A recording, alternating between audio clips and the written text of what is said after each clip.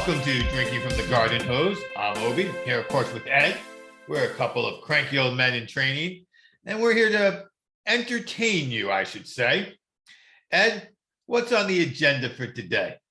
Well, it's funny you should say entertain. I thought we were here to complain about things, but I guess it's entertaining to some people, right? I hope so. I hope so. Get some people to enjoy what we're talking about and listen to us complain.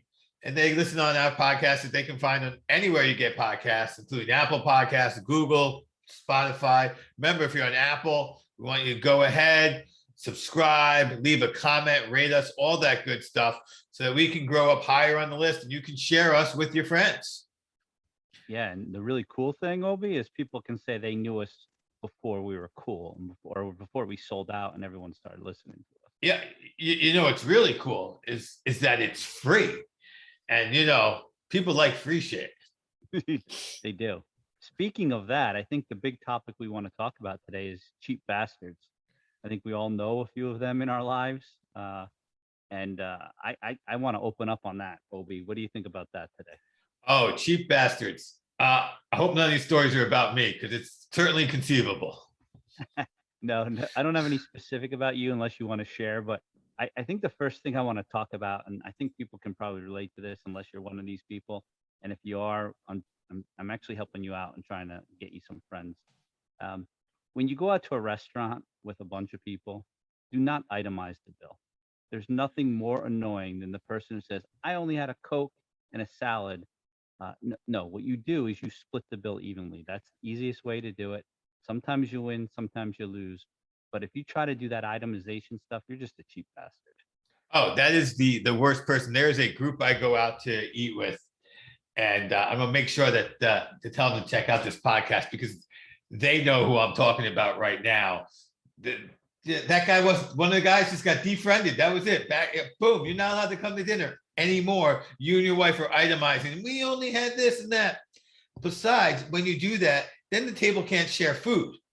So look, if you're that person and you might be in a pinch one day and you're out with your friends who got it a little better than you, at least tell the waitress beforehand and just be like, yo, can we get a separate bill? You're still a cheap bastard, but you're not messing with the rest of the table then. So at least you're not an annoying cheap bastard then. It's a good point, and on that whole topic, like of the itemization, the other thing you can't do, and this is again just trying to help people out here if you're a cheap bastard, don't complain about the bill afterwards, especially understand who you're complaining to. So I'll give you an example. I was fresh out of college, first job, and we went out to a lunch for work. I was making 25 grand a year at the time, and we go out to lunch and we split the bill. That's what you do, right?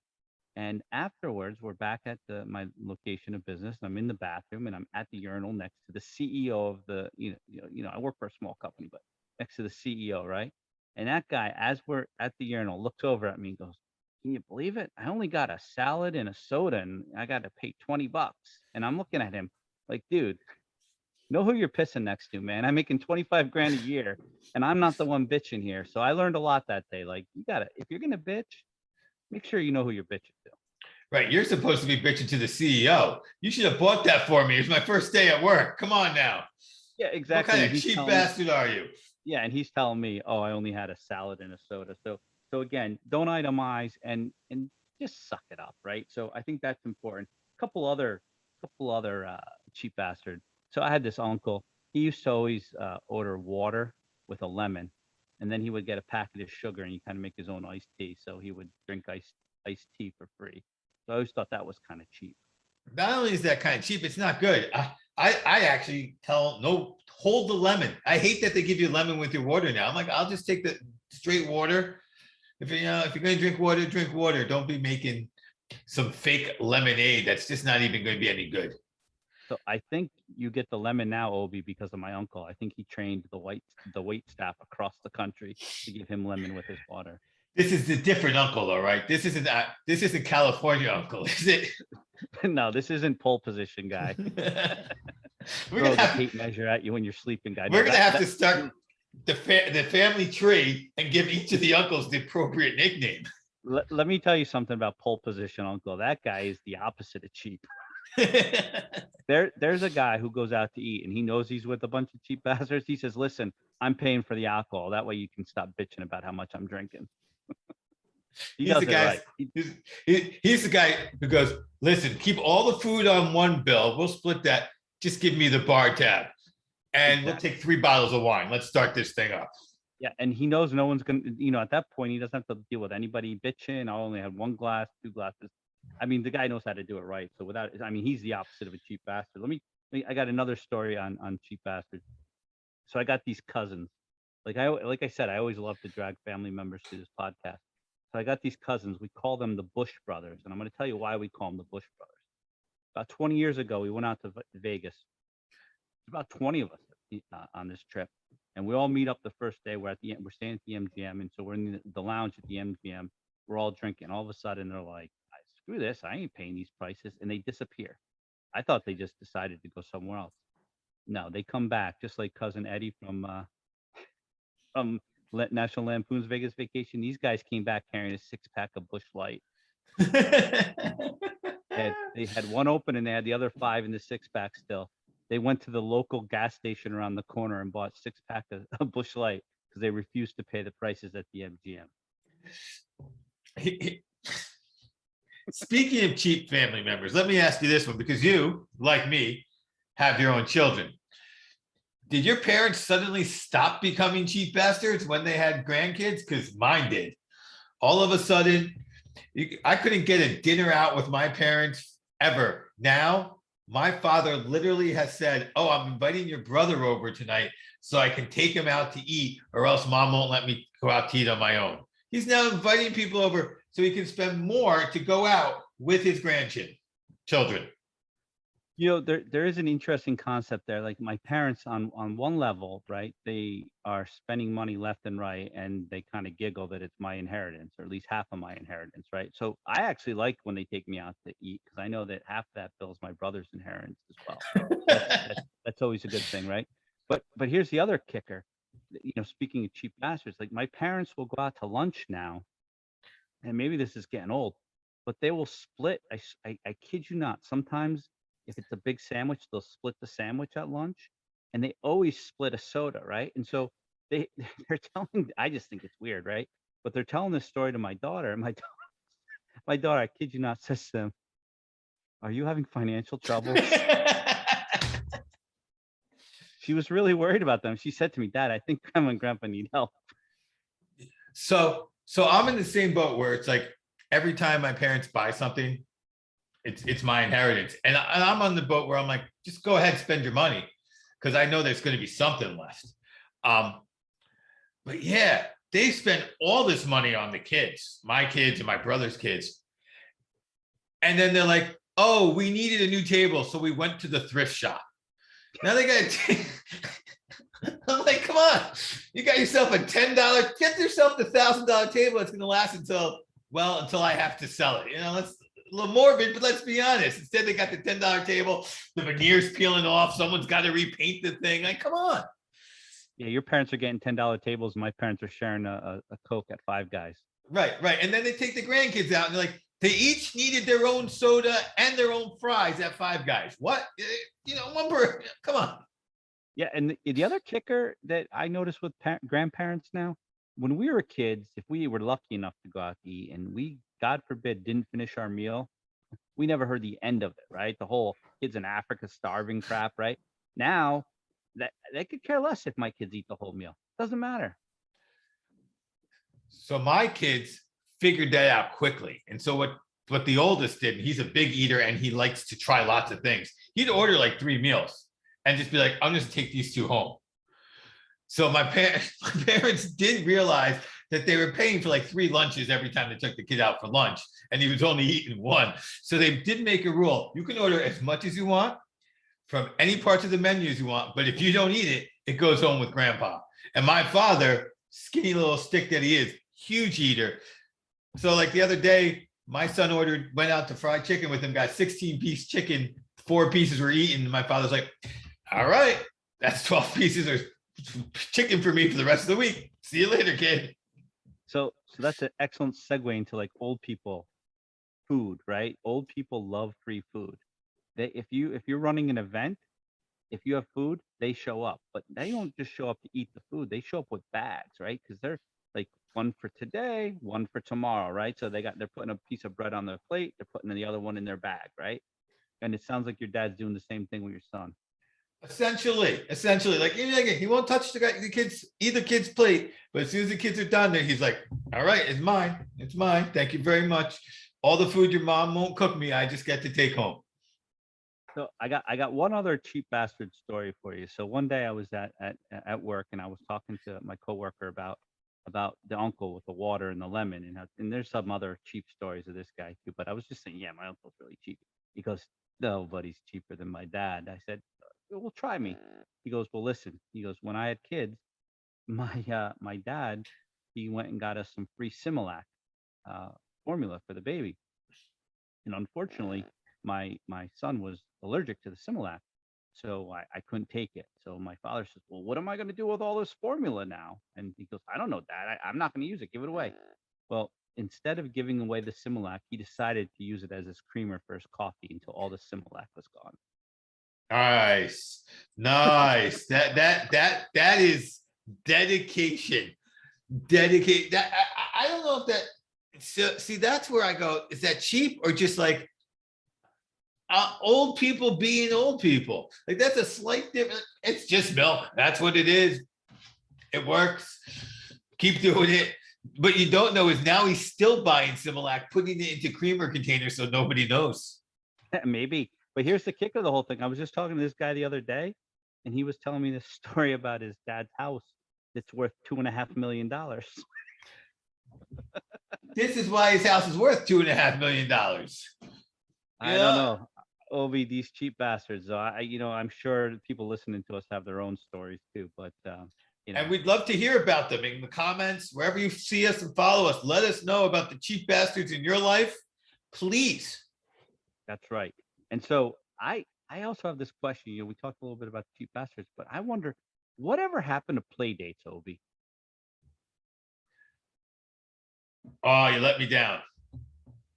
Oh, I'm gonna get you. Here we go. Whatever happened to play dates?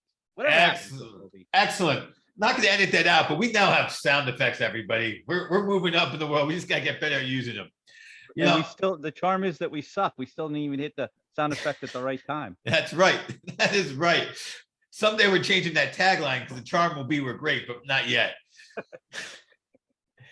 Well, Ed, I had some thoughts on whatever happened to play dates. I mean, basically, our kids got older. I don't know your kids' ages exactly. One of mine's in college, so he don't get no play dates, and the other one's a sophomore. He's out of play dates, although he still needs a chauffeur. But I had a surprising play date for him this week. He is in crew, not rowing crew. He does theater crewing. And he calls up my wife the other day and says, I'm going to crew with so-and-so. Her parents are giving me a ride. My wife says, I don't know her parents. She can't give you a ride. So he just goes, all right, you're giving her a ride. Bye, hangs up. My son comes home with this pretty girl. I don't know what's up with this. I got to take this pretty girl to crew. This was like on Thursday, Ed. On Friday, coming up, I got to take him to the pizzeria for his date with this pretty girl. So we're not doing play dates anymore. This is my girlfriend date. So I don't know what happened to play dates, but I'm concerned. This kid's growing up. Yeah, I was going to say, I hope you don't think that's a play date anymore. You're like just a chauffeur for this dude on a date. That's what this is. He is thinking about walking to the pizzeria because it is close enough, and he usually does walk there. And he's like, I can see him debating, do I want to get sweaty and he calls her his girlfriend, or do I want my dad to drive me? But then I had to get a ride. I can see this process is going on. It changes every 10 minutes in his head. I'm not at that level, but I really feel sorry for the first dude that tries to get in my car to be my daughter's boyfriend. At that first time, I was just like, maybe he's into this girl. Maybe it's just a girl who lives around the corner and needs a ride. I don't know what's going on. Immediately reaching out to his brother. Hey, your little brother's bringing pretty girls home now. Of course, him being in college goes, how pretty was she? I'm like, dude, She's a high schooler. She's either pretty or ugly. There's just two options. I'm going with pretty on this one. That reminds me of a story. This one time, I was living with my brother after college, and I'll never forget this. He had just gotten out of college, and we were living together. And I came home one night, and there was a girl in his there was a girl in his room. And so the next morning, I called my mom and I said, "I think your son got lucky last night." My mom wasn't too happy about that. I thought it was hilarious. I think that's funny too. That wasn't, and by the way, that wasn't a play date either. But so let me here's what I think happened to play dates. First of all, I think play dates are more a function of parents wanting to get together and have drinking buddies than it is them having their kids play. I think that's one of my theories, right? I think the other theory though is that parents realize the kids get into trouble on their own and they need to supervise this. So, when I was younger, I used to just go out and play with my friends. And this one time we were out in the woods and we decided to start chucking rocks at each other and have a rock fight. Now we were young enough that we weren't that accurate, so it was great. We had a good like half-hour fun of just throwing rocks at each other and missing, but almost hitting. And I mean, it was one of the most fun things I've ever done until I hit the dude in the head, right? And blood was squirting out of his eye, and we had to take him back to his house. And we told his mom that he stepped on a stick and this rock blew up and hit him in the head. And we never understood why she didn't believe that story until we got old enough and had our own kids. But so I think stories like that is why people have play dates.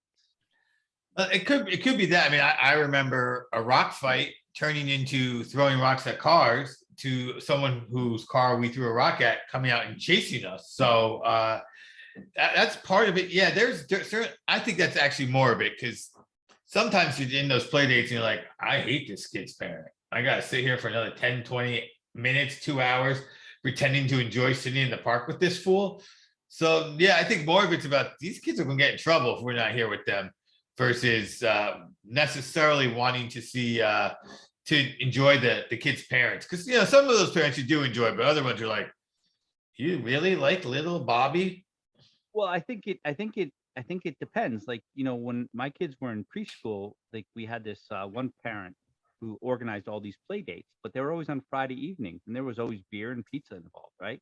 And we're talking about 3-year-old kids. They don't know if they really like this kid or not. So I definitely think that was for the parents, but I do think a lot of it's for getting, making sure kids don't get in trouble. But I think it's funny that one of the play dates when we were younger that we would go on would be organized sleepovers, right? Like Jimmy would have a birthday party and he'd have 6 of his friends sleep over. And middle school, those things get expensive. And I'll tell you, my buddy had a sleepover, and we had found all these magazines with the 1-800, 1-900 numbers on the back, and we're like, the whole plan was, man, we're calling these numbers tonight.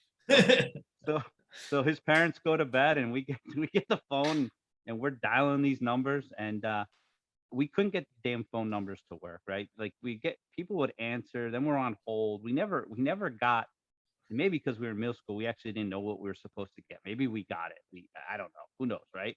But I just know this. A month later, my friend came to school and says, I'm busted. I said, what do you mean? He goes, the phone bill came. It was $900.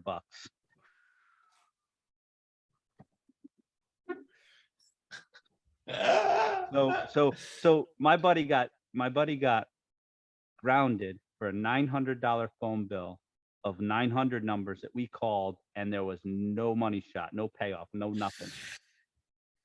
Yeah, you didn't know, right? Well, I suspect, just hearing you talk, I mean, middle schoolers are dumb, but we're not that dumb. I'm guessing that the part of that particular thing was, yeah, you get the person to make the call, you bounce them around for a while before they take their 30 seconds of talking to somebody, and boom, you get you charge them for the bouncing around fee, not the actual interaction fee. That's just my guess on those 1-900 numbers you were dialing. But that would have been a great one. Hit the button. Whatever happened to 900 numbers? Whatever happened to 900 numbers? Like, those exist? Well, the internet came around. Do you need a 900 number? No. Now it's all free for everybody. If you're listening to this and you're under the age of 40, like, do you even know what a Nudie magazine is? Ooh. I mean, well, there's different levels of Nudie magazine, right? Because there's, Playboy stopped putting naked girls in magazines like 10 years ago, but there was Playboy, there was Penthouse, and then there was everything else. So I gotta imagine everything else somewhere. I mean, you're taking the videos, you might as well just take a few shots and publish them. I sometimes, depending on the level of that video, there's a lot of flash bulbs going off. So maybe that's what's happening. Yeah. You see, you're like, oh, that's what. But that's not really part of this episode. So that could be a whole other episode of whatever happened to the Nudie Mags at the deli. The barber shop. Used to go to the barber and they have a stack of them. Or the fraternity house bathroom. Remember the stack that would be in the bathroom? The fraternity house bathroom was ridiculous. That's a whole nother episode that we ended up skipping. But yes, the fraternity house bathroom. Sometimes you go into somebody's room a little too quickly. You'd be like, oh, your floor is wallpapered. Okay, I'll let you finish what you're doing over there. So, Obie, you got anything else on play dates? No, when this play date arrived, I think we were texting this weekend, and so I already was thinking about just the play date of this girl coming over and having to take her out, and but everything that went on with that before I even took them to the school function, which they stopped and they got pizza for everybody and whatever, and then they walked to the dollar store and buy candy for everybody. But yeah, that was my thought on play dates. I didn't want to deal with the young play dates because they may still be going on. I don't know. I'm happy my kids have outgrown them for the most part, though. Yeah, I think the play dates are still going on, but I think, I was doing some research and I think a lot of them have transpired into parent play dates these days. But I could be wrong. My kids are old too, so love to hear people's opinions on that. Absolutely. We like to hear your opinions on play dates. We like to hear your opinions on cheap people. We want to hear your opinions on 900 numbers and Nudie Magazines if you want. Just leave us comments. If we hear enough feedback on the 900 numbers and Nudie Mags, I think that's an episode. That may very well be an episode. Very embarrassing episode. Thank goodness. That one we won't broadcast our faces for sure, as they get too red. Well, Obie, I do think the whole point about that episode will all be about a friend we know. We probably won't be able to speak from firsthand knowledge like we do on a lot of these other topics. Probably, you're right. I don't know. It's this guy, that guy I knew, some guy. I know a guy. His name's Cherry. I know a guy. See, that's funny. I was thinking about the guy who introduced us to Cherry. Beaver.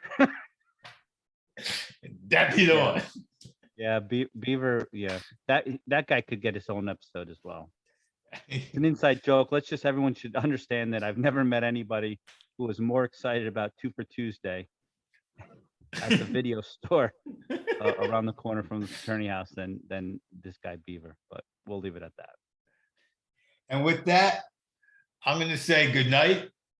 Remember, as Ed has pointed out earlier, the charm is that we suck. I'm Obie, that's Ed, and this has been Drinking from the Garden Hose.